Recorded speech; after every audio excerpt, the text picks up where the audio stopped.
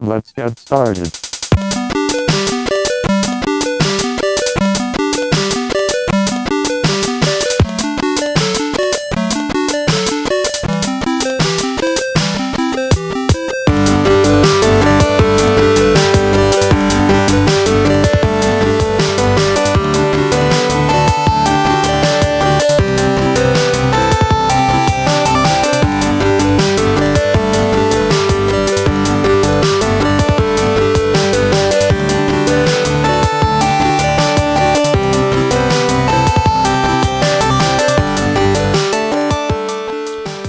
Everybody, and welcome to the bonus stage, episode number 6. As always, I'm your host, Lloyd Hannison, and joining me and engaging in multiple arguments with me before recording, Jeff Ward. How's it going, Jeff? It's fun to argue with you. It's going good, and really the only thing that keeps me coming back week from week is to argue with you. If we agreed on everything, we might as well just not do this show anymore. Well, exactly. That would make for boring internet radio. Yeah, absolutely. Whatever you want to call it. All right, so this is the bonus stage. This is our weekly gaming geek culture news review talking show stuff. We do this every Friday, 10 p.m. Central at vgpodcast.com/live. We have a chat room, so if you're watching the live stream right now, I know a few of you are, just go to that little box below and jump into the chat room and chat with us. I know there's a lot of people watching, but not many people chatting, so jump in and we'll chat with you. No one in the chat room bites. At least if they did, you wouldn't feel it because it is the internet. That's not how it works. Quacko does. Also, towards the end of the show, we are opening up discussion to the chat room, so definitely come and participate with us. Exactly. We want to hear what you want to hear, or something. Oh, that almost sounded weird, and then I figured it out. I'm a little slow tonight. Yes. All right. Well, let's get into the show. As I said, this is a weekly kind of gaming related news review talk show. We usually divide it up into a couple sections. We have what we've been playing. We get into some feedback. We talk about reviews and news. So let's kick it off like we do every week. Jeff, what you been playing on your gaming-related devices?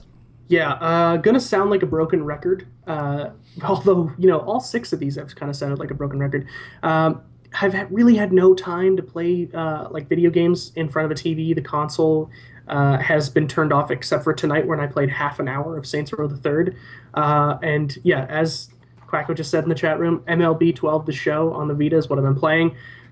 Played 3 or 4 games this week. Usually it's kind of what I play when I go into the bedroom just to like kind of relax before I go to sleep. And yeah, it's just this the go-to thing. It's baseball season. I can't stop watching or thinking or talking about baseball, so I might as well play it. Although weird thing happened today. I had my first PS Vita hard crash that happened today. So I got the device on launch and never had a problem with it. But I was playing a game today. I was like midway through 5th inning or something like that. And then all of a sudden the thing just crashes. And it just says has this weird error code on it with a bunch of zeros and a couple of X's in it. Those ones that you'll never write down to Google it just to see what it is. Mm-hmm. And then it said, this application has failed. And I couldn't go back to the home screen. I couldn't put the device to sleep. I couldn't do anything. So I had to hard restart, take the game out, boot it back up, and everything was fine. But it was kind of nerve-wracking for a few seconds because I had never once have I had a game crash or freeze or lock up on my DS ever. Right. And I had the original DS, a DS Lite, and a DSi, and I never once had anything wrong with them, unless I smashed it or something, which I never did. So, although I do find that the Vita is a little bit more computer-like than a Nintendo DS, but, all the same, never had a problem with a DS, so it freaked me out a little bit. Everything's fine, though. I didn't lose any data, but it certainly was oh no, what happened? What am I going to lose, Is that a known problem on the Vita? Is this a common thing that occurs on the device? That's the first I've really heard of it. Yeah, I've read a couple articles of the device crashing, but not like what I experienced. Sometimes it'll just out and out just quit. The entire thing will shut right down. But this error screen, I couldn't find anything related to it. It was certainly quite strange. I hope it never happens again. But everything seems to be fine with the device. So nothing bad or permanent happen. So that's the only good side. Cool. Well, that's good to know that Mm-hmm. that nothing was destroyed. That would really, really suck. If you lost your save game for the show, Oh my you'd be God. crying right now still. Yes, I would, because I'm 105 wins, 19 losses, which is huge, and it's probably going to be the only time in the next half decade, if I'm lucky, that I'll see the Blue Jays go to the playoffs. So Nice. I'm really banking on this being a possibility. Awesome. Cool. So that's it for you. Yeah, that is it, man. All That right. is All that is right. it. Well, hopefully you can play more next week so you can take a little time and have I some fun and enjoyment in your life. Yeah, I doubt it. I am moving next week into a house, so we're going to be packing. By the way, if the show does happen next week, I will not be on it because of the move. I'll be back, I guess, 2 weeks from now, and hopefully, during that long weekend post move time, I'll have some time to play some video games and Hmm. come back with what I've actually been playing. And this time, I won't mention MLB the Show. I promise. You will. Come on now. Yeah, okay, I will, but it'll be on the PlayStation 3. You need people to be able to get drunk when they play the bonus stage drinking game. Absolutely, yeah. It's bashing Kickstarter, talking about baseball, and disagreeing with you. Yeah, that's pretty much it. That's the trifecta of drunkenness. Just hammered before the first break. Cool. All right. So moving on, I guess to me, I've been playing a fair bit this week, but mainly of iPad games. I've been playing a really, really crazy game called Puzzlecraft, which is just so addictive until my game crashed and I lost all my progress. And I'm waiting patiently for a patch from the developer that apparently is supposed to fix that, but I'm not holding my breath. So playing some other games on the iPad like Horn, which I talked a little bit about last week. But the biggest and the game I've been spending the most time on is a little game called New Super Mario Brothers 2 for my 3DS. I picked it up on launch day on Sunday, and I've pretty much been playing it as much as I can throughout since then, pretty much. Every day, play a couple levels or whatever, beating Bowser, going through, trying to get all the 3 coins in each level, trying to get all the secret exits and stuff like that. I really, really dig it, but I'm going to talk a little bit more about that in our new release / review section. It's not going to be a full review, but I'll tell you guys a little bit about it and kind of what my thoughts on that are. Well, I'm definitely seeing that it is selling more 3DSs. Like, people are just raving about this game. Although there have been some jokes that I've seen online where it's, the entire game is about collecting coins, and in a sense it is. That is pretty much the whole game, yeah. Yeah, it's just this mad dash to collect coins and stuff. But yeah, it's a race to get to 1 million coins. To 1 million, yeah. But people love it. I mean, it's just extremely addictive. There's something about those gold coins. You know what? I think it's the exact same thing that happens when you play that game Crackdown on the 360, right? Where you see those orbs all over the place. Yep. As soon as you see it, you're like, I have to get it. I don't care what objective I'm in the middle of right now. I have to get that orb. And that's the same thing with the coins in Mario. Well, even more so, I've always been the guy that has to collect every coin. If I see it, I have to collect it, whether I need it or not. So this is just even more like there's coins everywhere, and I kind of get overexcited sometimes because I see so many coins. So it's a good game, but we'll get into that in a little bit. Nice. First up, I want to get into the feedback section. We definitely want to hear from you guys. Send us your emails. You can email us at vgpodcast@gmail.com, or you can go to our vgpodcast.com website and click contact us at the top of the page and send us an email. Just like Shireen sent us in. I got an email earlier this week that made me chuckle, and it goes like this. I have to agree with Lloyd, and just a note before I get any more into this, I don't only put emails in where people agree with me. So disagree with But me. he certainly does favor them. I like sending these ones on and forwarding them to other people and not trying to hide them, but I don't only talk about those ones. So anyway, Shireen says, I agree with Lloyd. Final Fantasy VII is awesome, and Jeff is wrong. Have a great one, Shireen. And that's it. And she says, P.S. Not all the listeners are asleep at the Switch. So I guess she was concerned that no one else has called you on your World of Warcraft is stupid, and I don't understand why it has so many players, or the Final Fantasy VII joke. And if we were recording before the whole Apple trade dress thing that we just went into a tirade on for 20 minutes, that would have been bored fun. The hell out of our audience, and they all just left. Yeah, it would have been awesome for people to understand. I like how in this email, wrong is all in capital letters, and there's an exclamation mark at the end. Like, I am really wrong about this. Yeah, you're not even close to being right, is what that means. I'm certainly the watershed of the show, right? Like it's almost kind of just a roll the dice whether or not I'm going to be on the most controversial side of an issue or just like, yeah, I think it's fine, just out and out degree. But okay, really quickly, because we don't want to get into it too deep. I think Lloyd and I do want to do a show one day where we just talk about Final Fantasy VII in depth. I'll outline a few of the things that I feel make Final Fantasy VII not the greatest game, very overhyped. Horrible translation, the fact that the RPG system is stripped down immensely and quite like just borderline simple, which makes it more accessible to fans. I realize that's why they did that, but if you've played the previous ones, there is this deeper level of customization and RPG elements that I kind of liked more. What else? The story is just so stupid. I mean, if you get to the core of the story and understand it, it is dumb as hell. It makes no sense. Sorry, I was going to stop you before, but I thought I'd let you finish. But I got to stop you here. You're criticizing a Final Fantasy story from being bad. Yeah. They're all bad. That's true. They like are what, all what about bad, 10-2? Oh, I have nice clothing and I put these things on and my clothing makes me magic. Like what kind of story is that one? Is that really the story? Yeah. Oh, Final Fantasy 9. I'm gonna absorb my magic from these glowing pools on the ground. Like they all have like stupid things about it. I mean, it's Japanese storytelling. Like they all have crazy stuff. People put so much emphasis into Final Fantasy VII story, they get really over emotional about it, and they have this. Or sorry, glowing pools was 8, not 9. Sorry, thanks, Quacko. Oh, that's 8. Yeah. They have this attachment to a story that's just totally bizarre. And if you actually understood what the story was, it makes no sense, and it's totally backwards and told in an extremely slow, boring way. Yeah.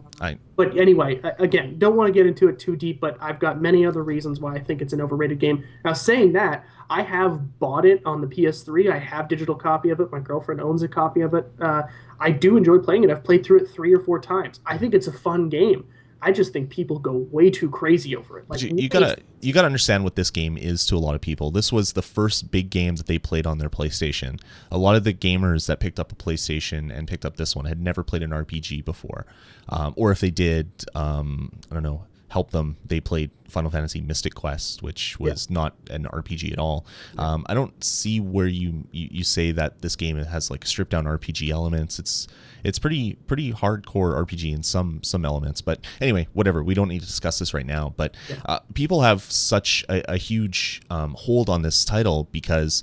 Yeah, as Quacko said in the chat room, the materia system is amazing, and yeah, that's still one of my favorite RPG systems. You level up these things, you put them on your weapons. It's great. But anyway, this was like really one of the first big games that a lot of people played. This was the first RPG that got people into it. I know so many people that would never play an RPG. They would never pick up any of the Final Fantasies on their Super Nintendo.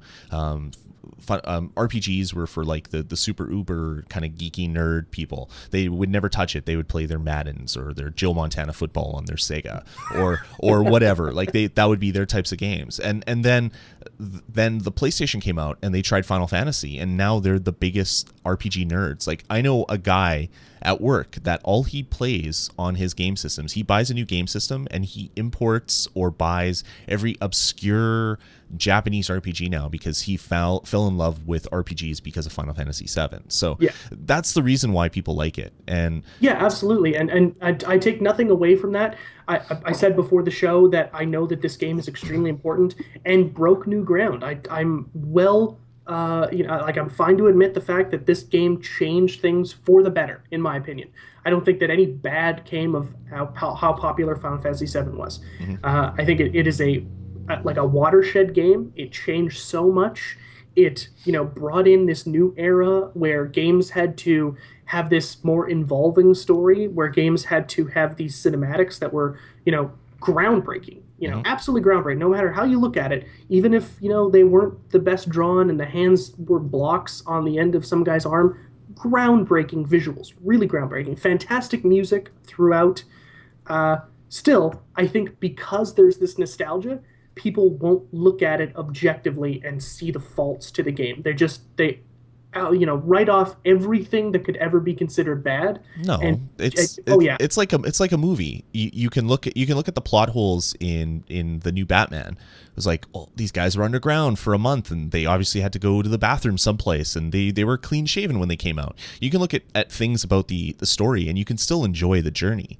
You can say that I sat there for 3 hours and watched Batman, and it was awesome. And it's the same thing with Final Fantasy. I mean, it's like it's a 100-hour game if you want to do everything in the game. oh yeah, for sure. I mean, it's like Fallout. Not everything in Fallout is written amazingly, and the story is absurd in a lot of areas. But but it's fun. I don't know. It just seems like you're being Mr. Hipster about Final Fantasy VII. Like, No, absolutely not. I played RPGs before Final Fantasy VII was cool. Well, I did, but like that's not me being a hipster about it. I actually did. I'm just trying to say that and I believe this is kind of gamer culture. If I was to be so bold to say this, I think it's not necessarily just people having nostalgia for a game. It's the fact that when you have nostalgia for a game that's this big. It's really, really hard to look at things that are bad. We're so easy to dismiss it, and I think there's a ton of sorry. I think there's a ton more fandom in the gaming industry as fans than in any other medium. I think it's just it's that kind of culture that we become fanatic about things, and it ruins it for other people. Okay, well, I don't want to debate this topic anymore, because I could go down a whole nother road about comics and movies and other forms of entertainment. People are way more nerds about certain aspects than even video games. But whatever, it doesn't really matter. I think we should definitely go deeper another time. We should go deeper another time. But yeah, I mean, I'm gonna have to snip out the little audio about what you said about Final Fantasy. You didn't say Final Fantasy VII has some small issues that make it not the best game ever. You just said, I don't really like Final Fantasy VII. I don't see why everybody likes it. Like, you were very negative, which is why I was like, what the hell are you talking about? So that's why we got into this whole debate, and that's why Shireen sent in her email to put you in your place. I hope more people send in emails like that. Yeah, when he says like a statement that is like very black and white, make sure to call him on it, because the world. I said that about World of Warcraft.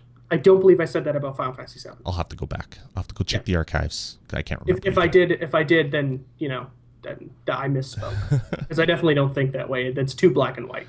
Exactly. And yeah, Quacko sums it up in the chat room. Every game has flaws, and everyone wants different things, which is great. That's one of the great things about gaming, right? Is that I think gaming developers have probably the worst job ever. It's really, really hard because you don't really interact with a movie, right? You don't really interact with a book. There's no way you can change the outcome. There's a ton of ways that you can play and break a game, and that can ruin it for you. And it's not because it was designed that way. It was because you screwed up, and there's so many different variables to make a game good in the end. That's just a tough freaking job. But he's totally right. I agree, after I take my sip of water. All right, let's move on and not get into debate-a-thon here. Let's move into our next section. Let's get into reviews and new releases. I want to talk a little bit about New Super Mario Brothers 2 for the 3DS. I picked it up on release day at EB Games. Went and got my pre-order and got a stupid little gold pin, which I'll show everybody, which isn't really even a gold pin. It's a sticker on top of some metal, which looks really, really horrible. It's not focusing properly. So I was even disappointed at my pre-order prize that I got. I wasn't... I didn't like that. But anyway, I grabbed the game, took it home. I had to go do a bunch of things, so I didn't actually get a chance to play it until later that day, which was pretty excruciating. I'll tell you the truth. I wanted to play it. When I buy a game, I'm the type of guy that opens the box when I'm in the car or on the bus and look at it, and it's like, oh, I want to play this game, which is even worse because it's a portable game. So I had my 3DS there, but I didn't get a chance to play it because I was with the family, and it wouldn't be proper for me to be playing a game system in a car, and it would have been really illegal since I was driving. They just don't like that for some reason, playing video games while you're driving. The laws are just stupid in this country. Stupid. I don't get it. But anyway, I got to put it in a little bit later and jumped right in. and it was awesome. It was new Super Mario Brothers, and it was new Super Mario Brothers with a lot more graphical polish put on top of it. So if you've played the DS original, this one takes that and just adds a whole other layers of visuals to it. So there's more backgrounds, everything's shinier, and there's more particle effects and things like that. But at its core, it's still a really great Mario game. I've played it. I haven't beaten every single level. I've gotten access to most of the levels, so I'm not all the way through it. And yeah, it's a great game. I read some reviews after I played it for a bit. People were calling it really short. They were saying it was kind of watered down. I can see where people would say that, but if you can basically get from World 1 to beat Bowser in probably like 3-4 hours if you rush and you don't try to get all the 3 coins and don't try to get all the power-ups and all that stuff. If you're rushing and if you're trying to get as through the game as fast as possible, you can definitely beat it in a short period of time. That's about standard though. You're usually looking like if you're going along at a good clip and you're not kind of like trying to find secrets or, crawling through the level like a normal person would, and you're just, blasting through everything, 5 hours is about your cap, and Yeah. that's kind of standard for Mario games on the handheld anyway. Yeah, and even on the consoles, I mean, like you could get through, well, like, I don't know, Super Mario World. If you didn't go to the Star World and you didn't go to all the secret, didn't get like both exits out of the red dots, you just went from one to the other, you could get through it pretty fast. Same with Mario 1. If you go to the warp zones and skip ahead, you can get through it pretty quick. Yeah. It's kind of what you make of it. The game can be as long as you want, but I've been playing it for a period of time. I don't have my 3DS here, or I'd look at my time played and let you guys know. I left it upstairs charging, unfortunately, because I killed it playing it earlier today before the show. But the game basically adds a lot of stuff that New Super Mario Brothers 1 didn't have. You have your Tanuki tail now, so you can use, basically, it's like getting the P-Wings in Mario Brothers 3.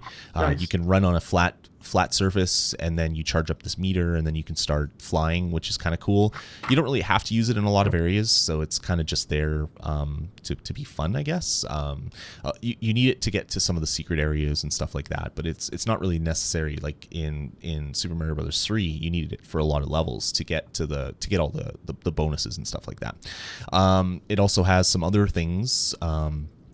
It has these great little coin-related objects. So some of them have, there's some pipes that have a little fireball sign on them. And if you throw fireballs into the tube, stuff will pop out the other end. And oftentimes you'll get like power-ups. So you'll get a bunch of coins for a while, and then it will spit out like a jumbo mushroom to make you turn really big, or it'll spit out some extra men or stuff like that.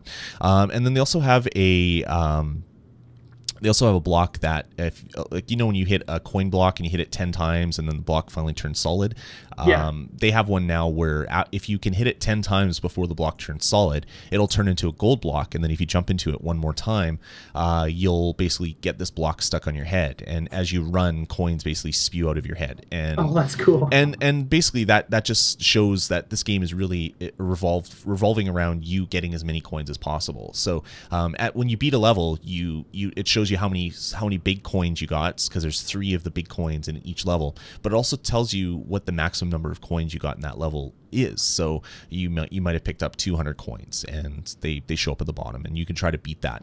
And that's pretty much the game. I mean, there's secret areas. There's they've brought back some things like the ships, like the airships from Super Mario Brothers 3, which is really cool. The Koopalings are back, so you have you fight them.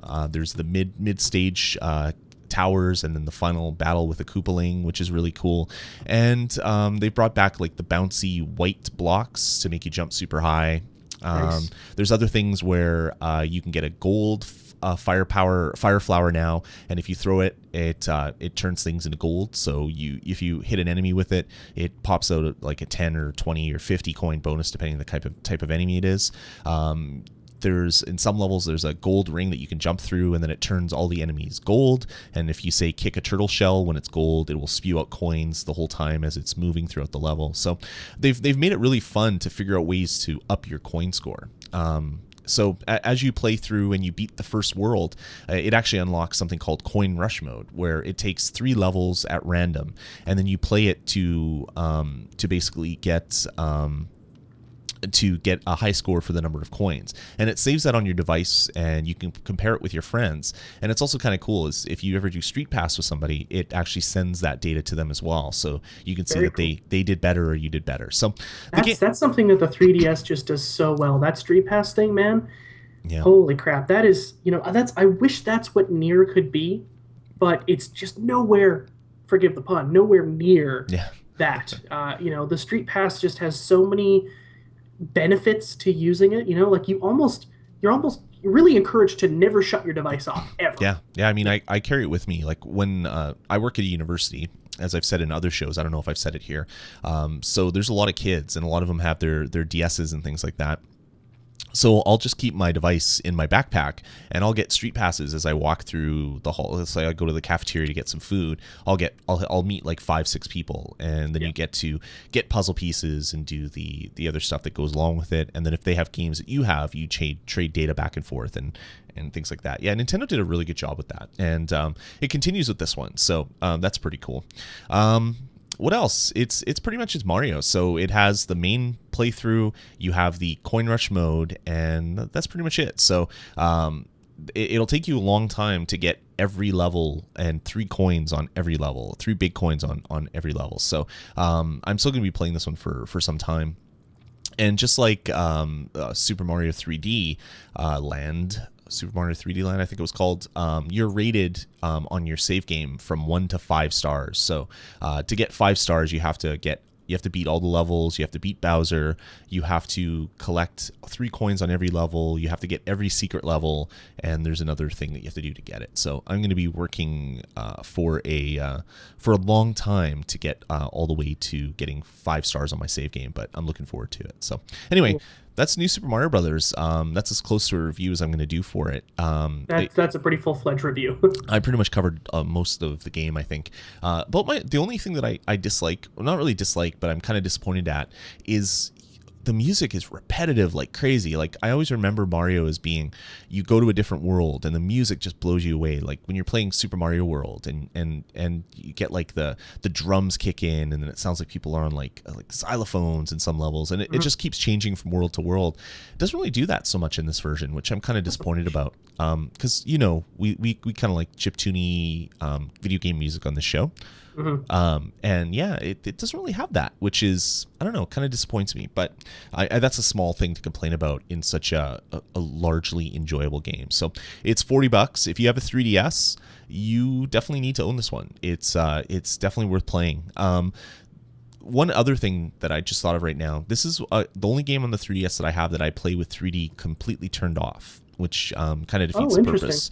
Because what happens is when you turn the 3D up, it pushes the background deeper, which it should do, but it also blurs it out. So in some of the worlds, if you play it with the 3D slider turned all the way on, you're just looking at like Vaseline smear in the background, and then you see the stuff in the foreground, and it's really kind of jarring. So I've played it with it kind of like halfway, which is okay. It's kind of a little bit blurry, but not really blurry. But most of the time I just turn it all the way off because, yeah, it's much better to play with where you can actually see the beautiful graphics. So anyway, that's kind of Super Mario Brothers 2. I really dig it. It's worth the $40, definitely. If you have a 3DS, you need to own it. Absolutely. I almost picked up a DSi or 3DS XL to play this game on. It was on display at EB Games, and the big screens look so nice. And fight it, man. Fight it. Fight it. I'm going to stay away as long as I possibly can. I don't need to spend $200 on a copy of my system. He's going to buy one tomorrow. Although I really, really want to, so we'll see what happens. So anyway, that's New Super Mario Brothers. Man, it sounds like a great game, and like I'm trying to think, on the main line of Mario games that have come out, save for the educational ones like Mario's Missing and crap like that. Has there ever been a bad Mario game? I don't think there has been. No, like there's some games that people don't like what's the water one?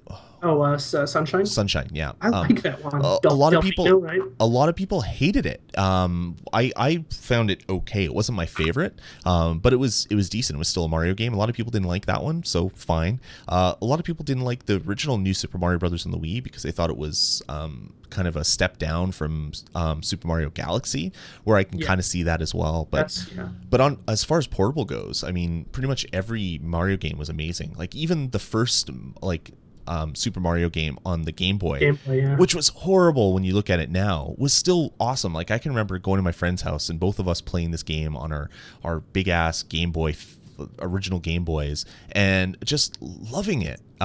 So yeah, I don't know. I don't. You can't. Yeah, you have it on your shirt. You can't really fault anybody for picking up a Mario game sight unseen, because you're gonna have a good game. Absolutely. It's gonna be awesome for. Might not be your kind of awesome, but it is going to be an awesome game for a lot of the people out there. All right, moving on. A couple new games came out. Why don't you tell us a little bit about them, Jeff? You know a little bit more than I do. Yeah, so I figured that in the review section, we might as well just talk briefly about new releases as well too. So I picked a couple that are pretty big games. The first one, Transformers: Fall of Cybertron. I know Tom, who used to be the co-host of the show, is so into the new Transformers games. Loved I believe it was War for Cybertron was the last one. He thought it was fantastic. It really is a great game. I was very surprised at how well it played, how well it looked, and how well it was designed. This game is like, just take that dial and just crank it to 11. It is out of control and it looks like a blast. Still not my kind of game, but if you're in for like some really wicked like robot combat, I don't think you'll find anything better. I mean, this is just top tier game, and it's weird because it's also licensed as well, and licensed games usually suck. 9 times out of 10 suck. Mm-hmm. This is that time where there's like, hey, there's a team of guys here who put together a game, like a serious game. So that's something to definitely get excited for. And also something that I'm excited for, and unfortunately I can't download even the trial right now because my Xbox Live Gold ran out. I'm going to renew tomorrow. Counter-Strike Global Offensive. Yeah. So the new Counter-Strike came out. It's on the 360. I believe it's actually platform-wide, yeah. So I've been hearing some really good things about it. It's kind of bringing back that, the first-person shooter that kind of really, really defined a generation of PC shooters. And Counter-Strike has always been really fun. The only thing that sucks about Counter-Strike is that it's extraordinarily hard because everybody is just ridiculous in it. Yeah, and it doesn't help with this one that they recycled the map, so they didn't even include a bunch of new maps to kind of level the playing field. I can remember jumping into Counter-Strike and trying to play it, and you basically come around a corner and it's like, oh, you got sniped. Okay, well, I'll go a different way. You go another corner. It's a very realistic game where it's like, one hit and you're basically dead. Yeah, and then you get to watch everybody else die and see whether you guys win or lose. Yeah, I can remember playing on Dust and just getting my ass handed to me repeatedly on that before I would get I would just flukily just shoot in the direction that I was always getting sniped from, and I'd kill the guy and be like, yeah, that's great, and then I'd get sniped another 20 times. Yeah, exactly. And be like, yay, fun. It's the minor victories. I'm just hoping that a lot of these PC players would be like, it's on the console, who cares? And they're not going to come over, and there will be an easier playing field.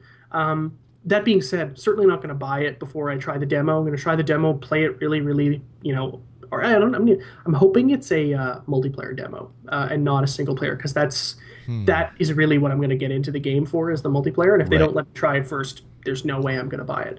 But still, very excited for this game because it's been a while since something like this has come out, and it certainly has been getting quite a bit of talk. People are liking it, which is very encouraging. So that was another new release. I didn't put anything else up because there was one game that I wanted to put up, but I knew nothing about it, and I clicked on it, tried to get a little information. There is a game called Islamic Game Quiz that came out, and it was like just a quiz about Islamic doctrine, I guess. It's very strange. Weird. But it came out and it was on the list, and I was like, and it's on a console?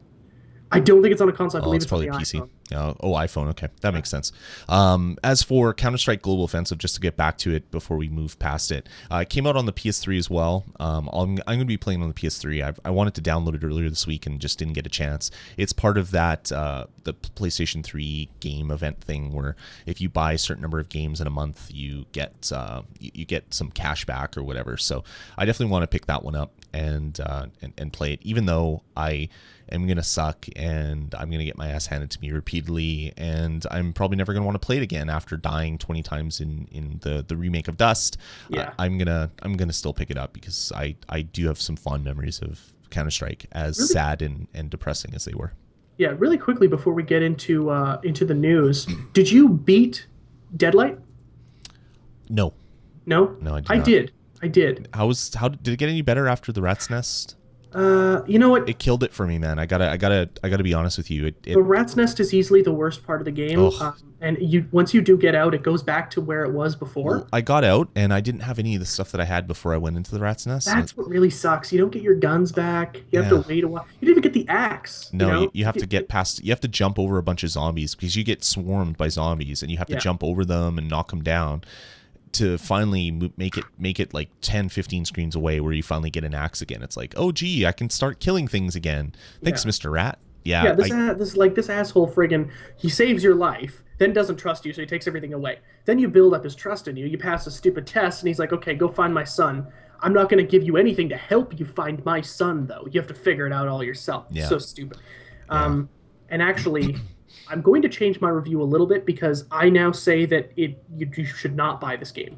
Really? Now, I still think it's a decent game, but my God, this is one of the most frustrating games I'd ever played in my life. I was yelling at the TV. My girlfriend was getting very mad at me because she's sitting right there and I'm screaming at this thing. The game punishes you to a degree that is so maddening. It's like I just want to pull my hair out. And I knew I was so close to the end of the game. I was very close. I needed to beat it just so I could tell the game to go to hell. Like, screw you, game, I beat you. And yes, that is whining sounds in my room. It's I guess there's a storm outside right now. But anyway, back to the game. There are parts where, and we did talk about this during our review. The game kills you right away. Yeah. It doesn't give you any chance. Like, oh, it is basically an excuse for you to die because you've never seen this before. It introduces something, you tackle that obstacle, then you go to the next obstacle, and before you can even react and figure out how to beat it, it's already killed you, which is fine, okay? But you can't have like back to back to back to back obstacles like that. You've got to go and do it again and again and again. And as we talked about, it is very slow to reload. There's no button and it just pops you back like a Super Meat Boy or any game like that where you're just back in the game like a Trials HD or something. Hmm. You have to go to that loading screen, then it has to prompt you, then you touch the button, and then the loading happens, and then you're back. So you do that 3 or 4 or 5 times, and it is extremely frustrating. I was so mad at this game. I did beat it. I will never play it again. I think that the demo is very disingenuous of how difficult it becomes, and not difficult because the game is challenging. The game is cheap. The game is just laughing at you the whole time while you're dying, and it does not care. It doesn't get any easier. A lot of times the controls get in the way. Your character can't vault something quick enough to get out of the way of some debris or gets pulled down by a zombie. Oh my God, it was frustrating, and just even reliving it, it's like it's getting me riled up. I can't believe how mad I was at this game. Yeah, I gotta agree with you. I mean, I got to the point past like trying to find the sun or whatever, and went to the treehouse that he was there, and you finally eventually get him, and then he's running away, and then the helicopter Yeah. stuff happens, and Oh, it's the just like, helicopter was and it's such a like pain. this is not fun. It's This not. this is not fun at all. And then I haven't jumped back into it again. I don't know if I'm going to. I think I'm happy that I would have been happy with the demo because the demo was awesome and it immediately got me hooked. Yeah. Everything after the demo just kept getting progressively worse and worse, Yeah. which is really, really kind of sad. Yeah, it's man, and I really wanted like it. Like I tried to give it as good a chance as I could. And the thing is, I beat the game. I did stick it out. I've seen what the game has to offer. I played it, and I have completed the game. And I can honestly say that it is not worth your money because it's going to frustrate the hell out of you, Yeah. and you're going to punch your controller and break it or something. Save your 245 gamer points that you're going to make off the game and your $15 and just put it somewhere else because even though this game has this fantastic looking outer shell, inside, man, it is rotten. It is just rotten. Yeah, I wouldn't go that far, but yeah, definitely, they definitely changed things up a little bit, which kind of really changes sort of my feeling for the game. So I don't know. I'm not really super happy with that, but I'm really happy that we're done talking about new releases and we can get into the news. Yep. And get into more depressing news. Oh yeah, this is really sad. This is really bad. Nintendo Power's gone. Dude, December's Dude. issue is going to be the last one. So probably in like October, the end of October, start of November, that'll be the last episode of Nintendo Power. Yeah. I subscribed to Nintendo Power for like the first 6 years that it existed, and I really hate that when I moved into an apartment and had to like downsize everything, that I got rid of all my Nintendos. I think I threw them out too, because we weren't even really like recycling back then. Like there was recycling depots, but they were cumbersome, and I feel doubly bad that they're in some landfill somewhere, kind of rotting slowly. So Mine are there too, man. I mean, I started my collection in 2003 when I was in grade, sorry, 2002. I was in grade eight, and book list came around. I was like, oh, I'll get a subscription to Nintendo Power. That's kind of cool. And my dad bought it for me. I actually won a T-shirt out of one of their contests. Like, it was really that's cool. cool. I loved Nintendo Power. I still think it's a great magazine. But yeah, when I moved out of my parents' house, I had this. They're heavy when you've got like 100 or 200 issues, and Yep. there's a lot of weight there. So I was like, well, I don't read these anymore. I should just get rid of them. So, yeah. Yeah, it's really sad. I mean, I had so many of them, and they were so amazing back in the day because there wasn't the internet. I mean, there was no way to find out like the secrets of games. You could call the tip line, and this was kind of better. Yeah, absolutely. And it was cool. Like I can remember playing games and taking the magazine and unfolding the page 4 times, so you'd have like a full level map of a really Yeah. hard section or whatever. And the posters that you would have on your wall and stuff. Yeah, like the Mario poster that's behind me right now. I used to have posters like that in the basement by where all my game systems are when I lived with my parents way back in the day. I would just take all the posters out and hang them up, and it was awesome. But yeah, it's gone now. Future, who was publishing it, has decided to, or Nintendo has decided to not renew the contract, or they decided not to renew the contract. Some contract didn't get renewed, and Nintendo has come out and said, yep, Nintendo Power is dead as a print magazine. So that's crazy. 25 years of a magazine is now gone. I mean, Can you get the subscription on an iPad? no, you can't get See? them. You can't get them digitally at all. You can't. I feel like do they anything like they that. would have just moved digitally, but it really is quite depressing Yeah. that the magazine's just going away. I will absolutely buy the December issue, without a doubt. Yeah, if you can Uh, find it, I'm sure there's going to be a lot of people that are going to be doing that. Yeah, it really is the end of an era. There are plenty of gaming magazines, but there weren't that many that are devoted to one company. Yeah. Is Xbox Magazine still a magazine that you can buy? I don't know. Official Xbox magazine? I don't believe so. I don't remember. I mean, are there even magazine sections in stores anymore? I can remember going to like Woolco, and then it became like Walmart and all these other places, and there would be these huge sections where there's just like hundreds and hundreds of magazines, or going to Yeah. Chapters, which is a bookstore here in Manitoba, and there'd be like sections of magazines, like racks and racks and racks and racks. And now you go to like a drugstore and they have like 5 magazines, or you go Yeah, to and it's all like 7-Eleven. People or some crap like that. Yeah, or you go to 7-Eleven that used to have a huge selection of magazines. Now it has like a half rack or a quarter rack. And I think Natalie Robinson still has a monster selection. yeah, and they they've do a got- lot of imports and things like that too, which is cool. But I mean that's a huge bookstore. Yeah, I don't know. I think print is definitely dead, or dying. It's not dead yet, and it's really sad because there's something to be said about holding a piece of dead tree in your hand and reading it. And I really like Nintendo Power. Like I could read the articles online, like the newer editions of Nintendo Power. They talk about all stuff that's online, and they have a website where some of that stuff is posted. But I'd rather sit there and read a magazine. So yeah, it's kind of sad. And Nintendo hasn't come out and said if anything is going to be coming after it. Are they going to be doing a digital version? Is that something that's going to be built into the Wii U? Like, they haven't come out and said anything that is kind of like, I don't know, helping everybody's fears that Nintendo Power is in fact dead. But yeah, 25 years of a magazine is now dead. So hopefully they make every back issue available as like some digital collection, because I would buy that in an instant. That would be so awesome. Yeah, I'm not sure if I would buy it. I know that there's a Star Tropics issue that I really, really want. That's, my favorite game is Star Tropics for the NES, and they did like a whole cover issue where there was that tropical bird and stuff, and I really really want that issue, and I've seen it on eBay a couple times, and it was like $60, and I'm like, I don't want to spend that much money on a friggin' magazine, but it would be very cool if they did something like that to tribute. Um, it does really kind of pain me a little bit that this is going down. Now, the weird thing is, I mean, I actually haven't read Nintendo Power in probably 5 years, so I'm not really that crushed. Right. It's not like I am missing out because I haven't read the magazine in forever, but it's still just, it was nice to know that it was there, I guess. Yeah, exactly. It's cool.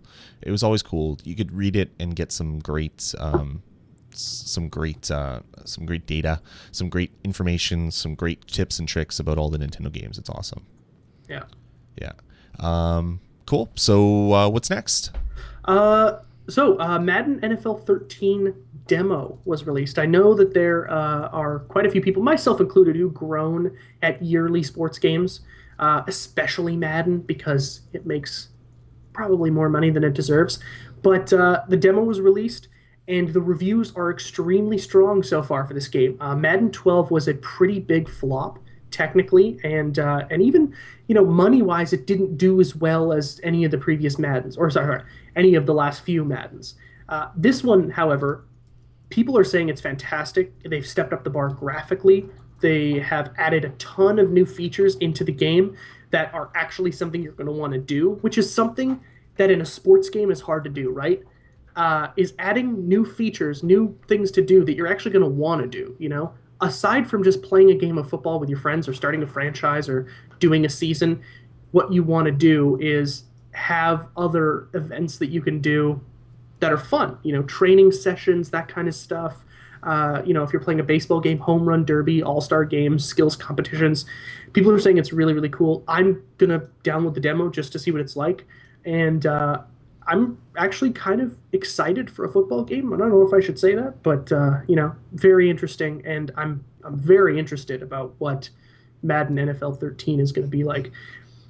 What about you? You don't really play sports games that much, though, do you? No, I love sports. I love watching sports. I love going to sports. I just don't really find much enjoyment playing sports games. I mean, I pick up NHL every 2 years, so I skip a year usually for NHL because it's fun to get in and play. But I don't play it as much as I should to justify spending $60 on it.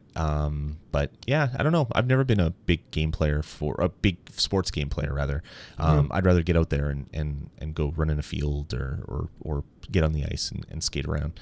Yeah, absolutely. I mean, there really is no secondary, but especially with how I think simulation has kind of driven me farther and farther away. I liked, I have Madden 95, I think, or 96 in my retro do over there for the Super Nintendo, and that game is fun because it's just ridiculous. It tries to be as sim as possible for a Super Nintendo game in 96. I just threw a 90-yard pass and got a touchdown. Boy, that's realistic.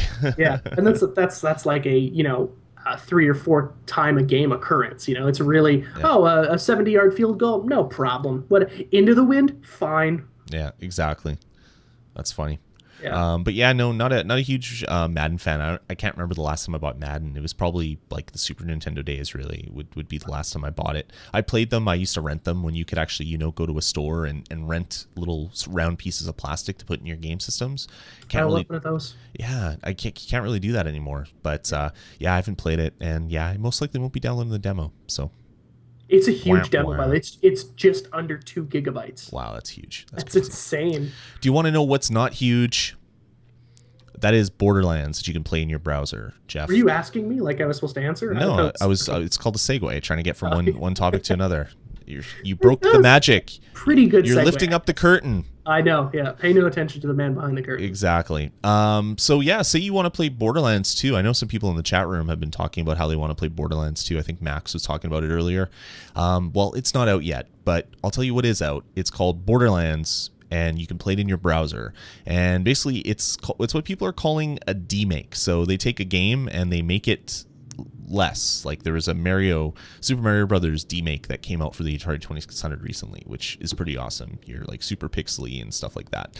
But in this Borderlands, it's basically Borderlands re-envisioned as a top-down 16-bit game that you would play on, say, your Super Nintendo. So it is awesome. It is fully playable in your web browser, and you need to go play it as soon as possible. It is awesome. I will put a link in the show notes. You can go play it at it's wubwub.eu/demake.php, but I'll definitely link it in the show notes. And yeah, you can play Borderlands running around in a 16-bit RPG. It is so awesome, and I kind of want to play this game now. I kind of hope. Have you played Borderlands? Yeah, I was a huge Borderlands fan. I can't wait for the second one. I have not. People are telling me, like, because I'm a big Fallout fan, they're like, listen, if you can get over the hump of the different art style, the kind of setting is very similar, and the things that you do are kind of similar. But it's over the top crazy, which makes it awesome. Like just crazy stupid things happen, which makes it great. Like you'll fire a rocket into a bunch of enemies and you'll set off secondary explosions. It's kind of like Just Cause in that way, where just like really random stuff happens. But it is so great. And the game's like $20 now. I should probably just you should go get it. Yeah. And if you get Borderlands 2, you should get it on the PS3 so we can play together. Ooh, that won't happen. If it's cross-platform, I only buy exclusives on the PS3. Except for now. You're going to buy Borderlands 2 on the PS3, and you're going to be happy about it. I can't. My gamer score is too important to me. Oh, it sucks anyway. It's probably. All right. I'm so close to 30,000. So, yeah, that's Borderlands, playable in your browser. Kind of tied you over until Borderlands 2 comes out. And if you pick up Borderlands 2 and you pick it up in the really crazy, like super limited edition version that comes in the actual like ammo case that you get in Borderlands, send pictures because I really want to see that because I'm not going to buy it. Is it expensive? Oh yeah, it's like $200. Oh wow. At least it's not Leon's leather jacket from Resident Evil 6 for $2,000. No, that's crazy. But yeah, it's expensive, but I kind of really want it, but I won't buy it because I'm trying to be good. Hey, we're Capcom. We really understand our customers. You want to pay, spend $2,000 on a friggin' jacket, which you don't get to choose the size for. It's just ridiculous. Yeah, it's like one size fits all because everybody is a skinny Japanese dude. Exactly. That weighs 75 pounds. Get out of here! Oh my god! That's great. All right, moving on. Let's get into our last news item, and this one's we're kind of open up to discussion a little bit. This is gonna be kind of the last part of the show, so you guys know. And we're gonna talk about the Leap. It's the Leap Motion, and it's kind of a new something that they want to distribute, and it's this little $70 box that you put next to your Mac or PC. And what it does is it enables you to control whatever's on the screen by using gestures in the air. It tracks your fingertips. So if you go to leapmotion.com, you can see that they're basically doing Google Maps by like going in and zooming in and then pinching to zoom and rotating just by using hand gestures. It looks like something out of like Minority Report. That's exactly how I would describe it. And it looks really cool. But I guess we want to talk a little bit more about like game inputs and where we see the future of gaming. Maybe we won't get that deep because we don't want to spend like 2 hours talking about this. But first off, what do you think about the Leap, Jeff? Are you going to be picking it up? I really want to, just because it's so freaking cool. I mean, I can wave my hands in front of the computer screen, and I don't have to touch anything, and I can zoom in and I can tab over and all that kind of cool stuff. I think it's really, really cool technology. Now, for me, and I think the reason why I kind of wanted to translate this into our gaming show here is because there really is no secondary I would rather use. I like the mouse too much. And even, this is the Apple Magic Mouse, which has the touch gestures. I can scroll up and down without a wheel. It's just like, a trackpad. This is almost too far out for me. I'm kind of an analog guy when it comes to that kind of stuff. I like buttons, and I like, holding something in my hand that's my input. That being said, I think this thing is rad as hell. And for $70 might not be that, you're not really throwing money away. For $70, I'll probably get $70 worth of fun out of this. You can, in the video, the guy was playing Half-Life. He was pointing his hand at the screen and pushing down on his thumb to shoot the gun. That stuff's pretty freaking cool. I'm not quite sure how well it works and how much calibration needs to go into it. I mean, to get the sensitivity right and to get, to really get the tracking appropriate, and if screen size and aspect ratio comes into play, or if it just automatically updates. It's very, very interesting stuff. But I did kind of want to, yeah, bring this into how we play video games, because this is very analogous to the Kinect. It's, kind of in the same vein as even Wii Motion and what the heck is the PlayStation one called? That piece of PlayStation crap. Move. Yeah, there you go. PlayStation Move. Um, they're very, very similar technologies, and especially the Kinect. The Kinect is almost the exact same thing, right? Especially when you're browsing through your Xbox. Now, I don't own a Kinect because I think it's stupid, which is funny because I actually think this is kind of cool. So I'm not quite sure where the disconnect there is with me, but what do you think? Um, yeah, I don't know. I kind of like it. I also kind of like the Wii when it first came out. I thought that was going to be kind of the future. And when I watched the video for the Leap, it was probably a couple months ago when they first announced it. And I don't know. I kind of think it's interesting. I just don't want to do this to control my computer, even if it's for playing games.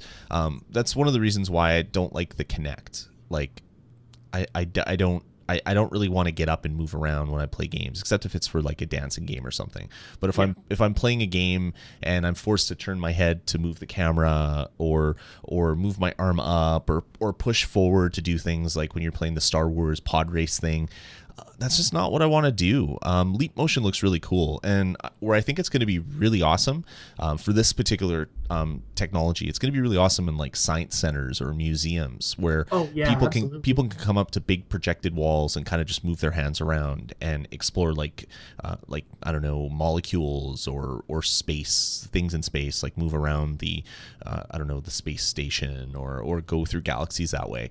I could see where that would be really cool. I could see using it for things that are more like Minority Report, right? Like you're standing up at a big screen and you're moving your hands around. That would be really cool.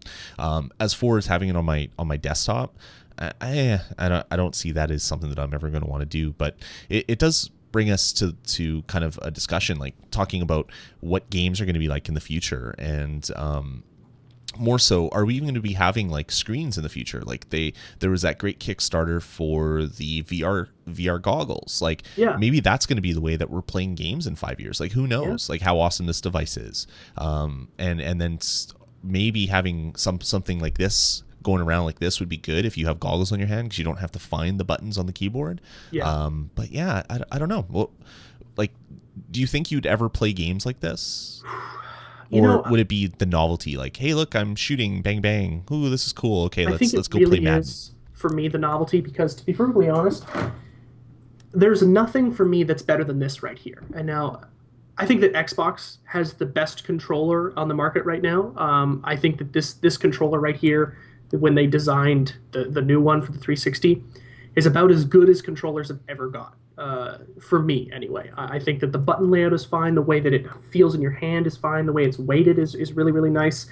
Um, Holding something to interact with your game for your input, um, I don't think I could ever get rid of it. It's just too strange. And even the Wii is too strange for me, right? Where I've got to make movements with my arm to, hack and slash, or I've got to point at the screen. I don't think the technology is there yet for that to happen. Now, this thing is just this tiny little box, this little sensor that sits right underneath the center of your monitor. And it's really amazing what they've built here. But would I use it for playing games? I probably would give it a shot, but I would definitely not do any hardcore gaming on it. It's really, really strange to not have anything that you're holding when you're interacting with something, right? I mean, Max in the chat room. And by the way, for everybody, we encourage you to kind of put your 2 cents in on this. He says he thinks the whole goal of humanity is to get around without touching anything in your whole life, and that might actually be quite true, because there are a lot of things that require very little input these days.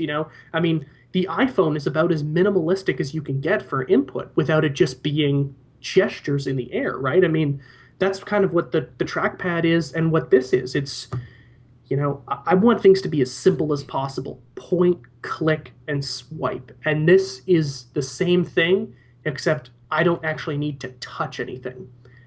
and it's very strange but very cool. But for me, I would need a controller. I just need a controller, and I don't want motion in it.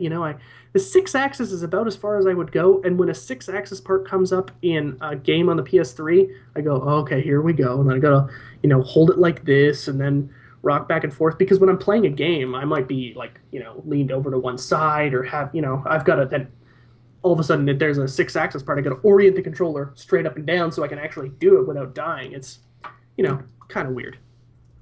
Kind of weird. Yeah, no, I kind of agree there. I mean, you're going to need a keyboard anyway to type in words, unless you're going to be doing some sort of voice dictation.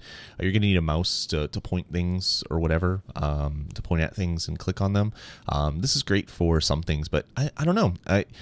You're basically going to be asking developers to design for a box that costs $70 that a very small portion of people are going to have. So I think its uptake is going to be really, really small. Where it would be really cool is maybe future televisions have technology like this built in, so you can gesture to change channels or something. I could see that would be more useful than this little $70 box that you plug into your Mac or PC. Yeah. And when we talked about how better Magic the Gathering plays on the iPad because you can touch the cards and move them around, this would be a really cool way to play it as well too, but I don't think it would be better. I think that, having your cards, just fly out when you're just waving your finger in front of your screen would be interesting, but touching that screen on the iPad is that interaction. That's okay, I'm tapping this card and then putting it into play, and now I'm, shuffling my deck, that kind of stuff. Touching the object, I don't think can ever, in my mind anyway, be taken out of the equation. No, exactly. So anyway, we'll leave it up to you guys that are listening to this one. Go check out the Leap, leapmotion.com. Let us know if that's something you would ever use for gaming. Is that something you'd want to play with? I don't know. I'm not convinced that it's kind of the next evolution. It's going to be really great for tech demos. It's certainly very cool stuff. But personally, I'm a hell of a lot more excited about the VR goggles, because I think that would just be the best, having these big screens strapped to your head that fully immerse you in the game. You're going to get much more enjoyment out of that and a controller than be able to go like this and do your Harry Potter magic wand stuff that way. I mean, it doesn't make sense to me, but it will definitely have its uses. Like I said, science centers or museums, definitely it's made for stuff like that. That would be perfect. Totally on point with that. And if you guys are listening to this in podcast form and you weren't here live, send us an email and let us know what you think, because we'd love to hear other opinions, especially on things like this where we're not really kind of trying to tell the future of the way gaming is going. And at the beginning when Lloyd was saying 5 years, I was like, oh, 5 years seems kind of quick. But then I'm like, actually, you know what? It doesn't. This could happen in 2 years or next year. That's how quickly technology is moving these days. 5 years might actually be way too long. It could happen, like I said, 2013, something could come out that's like this. When it comes to kind of trying to predict the future, nearly impossible. But these technologies are being seen by other people other than us, and I would have to assume that gaming companies are looking at them going, how can we use this? What's the next level for us? Should we go no controller? Should we go half and half? Because there really would be almost no way that you could play a video game with a controller and then do some sort of gesture, without taking your hand off of it. Yeah. So do they put, like the rear touchpad on the Vita, right? Like I'm holding it like this, and now I can do gestures and draw things on the back. That kind of stuff is interesting. It's not necessarily making games any better, but that might not be because the hardware is stupid, but because nobody can figure out a creative way to make a video game around that without it being a gimmick. Little Deviants is stupid. Yep. Just a stupid game. Awesome. I'm glad you had time to throw that in. Well, I had to. Well. That was really the whole point of this conversation. You just wanted to bitch about Little Deviants again, is what you wanted to do. Yeah. I had to get a creative way to do that, so that's why I put that there. Awesome. All right. Well, I think that's going to about do it for this episode. Thanks for joining me again, Jeff. Thanks for having me. As Jeff said at the start of the episode, he will not be here next week. I'm going to try to soldier on and get a show together. It will not be the bonus stage. It will be something else, but we're still going to be doing something tomorrow or next week on Friday. We'll have to figure out what that exactly is going to be, or what that exactly will be. I'm going to have to think about it for a little bit. But there will still be a show next week. The show must go on. And good luck on your move, Jeff. Oh man, I'm going to need it. I'm going to be friggin' exhausted. Do you need help moving? Are you offering seriously? No, I'm just wondering if you need help. It's good to know whether you have that if you have that under wraps or. I believe that we are set to go, right. But I have to prepare myself mentally so that I don't complain the entire time. I feel like I'm going to complain about 50% of the time. I just have to choose when those times are. Probably when I'm lifting heavy things. You complaining? I know. Right? I don't know. That's really, really hard to understand and believe. I fully expect you to be super chipper and enjoy every aspect of what you're going to be doing. There's no cynicism at all in my personality. No, not at all. No. Hipster. Of course, there's some hipster, but cynicism, no, nothing like that.